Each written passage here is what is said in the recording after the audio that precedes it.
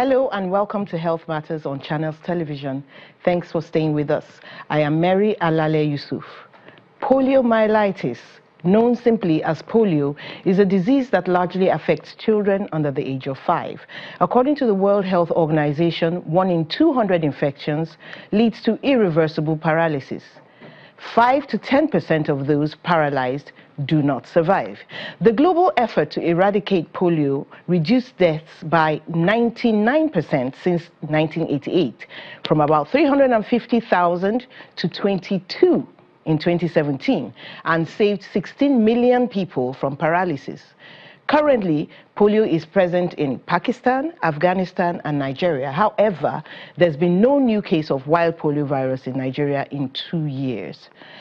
If polio is not stamped out from these remaining countries, it could result in as many as 200,000 new cases every year within 10 years globally. My guest on the show today is a public health physician from the Association of Public Health Physicians of Nigeria, Lagos chapter. She is also a fellow of the National Postgraduate Medical College of Nigeria, Faculty of Public Health and Community Medicine. Dr. Elu Ukatu, you're welcome to the show. Thank you so much for having me, Mayor. They're talking about a potential 200,000 cases every year within 10 years. But right now we have only 22 or less. Why is it so potentially dangerous to us? Well, polio, as you know, is transmitted through the fecal-oral route. And so in environments like ours with poor sanitation, there's, a high chance of spread. Polio is taken through oral contact with either secretions or fecal matter from an infected person. So there's a tendency to spread rapidly that way. And then another issue is the fact that it has a tendency to cause lifelong disability. Okay. It causes disability for life. It has no cure, but it can be easily prevented. And so that's why we're talking about polio. There's something we can do. There are vaccines available that confer lifelong immunity, and that's why it's important to talk about it. Talking about disability, the paralysis, if such a person is getting treatment, I mean, after the person has been infected and maybe paralyzed a bit, does it progress? Does the paralysis get worse? The paralysis doesn't progress. However, it's, I don't know what word to use now. The paralysis is complete at the onset when it happens, and it's lifelong. It's irreversible. Okay. That's so whatever the has word. happened Yes. can be retraced. It's irreversible. Yeah, I've heard of people say, oh, he had a bit of fever, and he was weak. By the next day, he couldn't walk. Is that how it happens so suddenly? Oh, yes. It's of sudden onset. That's why we call it acute flaccid paralysis. That's why it's acute. All right. So let's say we've stamped out polio. Let's just dream for a bit and say we've stamped out polio everywhere, all over the world. Are we going to still have to take those vaccines? Yes, for a while. Okay. We have to ensure that we disrupt transmission completely of the wild polio virus, and that's the essence, Okay. So this is something that has been puzzling me for a while. We keep talking about the wild polio virus. Is there some other polio virus apart from the wild one? And what does it do?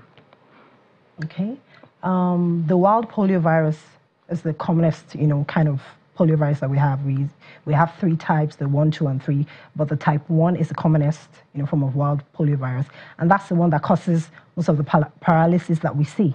Type 1? Yes, type 1. 2 and 3 essentially have been eradicated. So it's the type 1 we're left with. But there's the vaccine-derived polio virus. Mm-hmm. Yes. So that's another type of polio virus. What is that exactly? Okay, well, the way polio works, like I said, it's gotten through the fecal-oral route. Yes. So someone takes in infected material or secretion from an infected person, fecal matter, and it gets into the intestine, replicates a bit, and then produces immunity by the production of antibodies, and then gets excreted in the stool. Now, what that does, the stool gets passed into the environment, the community, and somebody else, another child, picks up that contaminated stool of the person that has been vaccinated, okay, and gets immunized through passive immunity, what we call herd immunity. Herd immunity is a phenomenon whereby, you know, the entire community, the extra immunity that a community derives from a critical mass in a population of people who have been immunized. But wait, so, he's getting passive immunity, yes, from something that otherwise would have given him an infection. Yes. Okay. Okay. But what happens is, after a long time, so the vaccine virus now, if we call it that, the vaccine virus now circulates in the community for a while and then before dying off. Now, what happens is when there's low immunity or when there's low vaccine coverage, people are unvaccinated or there's low vaccine coverage in a population, it so happens that the vaccine virus circulates for an extended period of time. Because this is how it happens. Somebody injects, gets vaccinated, produces some antibodies, excretes, you know, the rest, and then someone else picks it up. And gets passively immunized. And gets passively immunized.